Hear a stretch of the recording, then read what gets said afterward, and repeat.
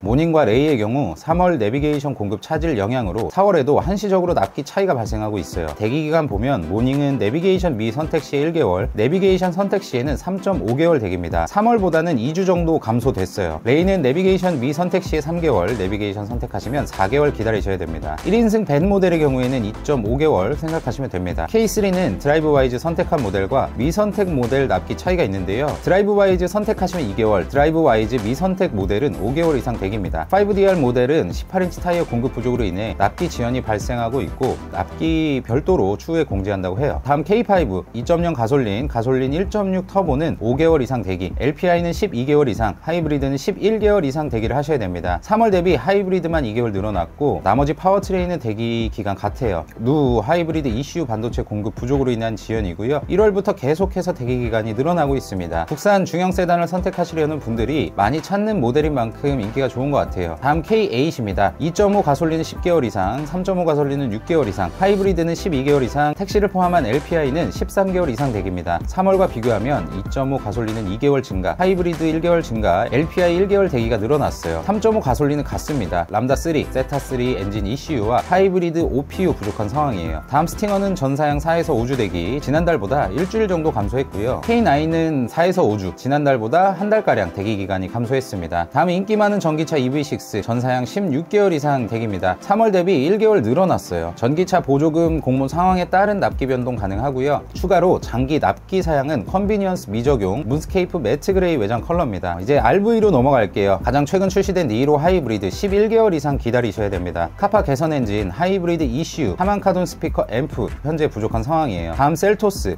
가솔린은 5개월 이상 시간이 소요되고요. IBU와 DCT 변속기, MCU 공급이 부족해요. 정말 인기 많은 스포티지. 디젤 엔진은 13개월 이상, 가솔린은 10개월 이상, 하이브리드는 18개월 이상 대기입니다. 지난달 대비 가솔린은 같은데 디젤과 하이브리드가 2개월씩 늘어났어요. 하이브리드 인기가 계속 높아지면서 시간이 지나면 지날수록 기다림이 늘어나는 상황입니다. 줄어든 적이 없어요. 긴 기다림이시겠지만 잘 기다리셔서 받으시는 차량은 꼭 양품으로 받으셨으면 좋겠습니다. 다음 소렌토 2022년 4월 1일에 계약하면 23년 12월에 받는 차예요. 우선 소렌토 디젤 14개월 이상, 가솔린 10개월 이상, 하이브리드는 18개월 이상 대기입니다. 지난달 대비 유일하게 가솔린 모델만 2개월 감소했고 디젤과 하이브리드는 대기가 2개월씩 늘어났습니다. K8 스포티지 소렌토까지 말씀드렸으니까 잠깐만 엔진오일 증가에 대해서 말씀드리면 관심 있으신 분들은 다 아실 거예요. 저온에서 하이브리드 엔진 특성상 모터에서 엔진이 개입할 때 불완전 연소로 인해서 연료가 오일과 함께 흘러 들어가는 문제라고 하죠. 5, 6월 중에 ECU 업데이트를 통해서 해결하겠다라는 기아의 입장이 나왔지만 소비자 및 실제 차주분들은 연비에 영향을 주는 게 아니냐, 출력이 감소하는 거 아니냐 걱정을 하고 계세요. 역시나 제조사에서는 출력과 연비에 대해서 영향이 없다고 이야기를 하고 있죠. 근데 소비자들이 이걸 믿을까요? 결국 중요한 건 5에서 6월 중 ECU 업데이트를 통해서 개선이 되는지 이것도 직접 소비자들이 관찰을 해야 된다는 거예요. 짜증나게.